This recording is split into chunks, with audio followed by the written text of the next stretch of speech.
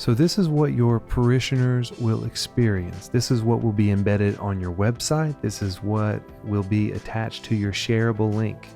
You notice the 3 services that we've created: 9 a.m. worship service, 10 a.m. family worship service, 11 a.m. service. Your parishioner selects what service they want to go to.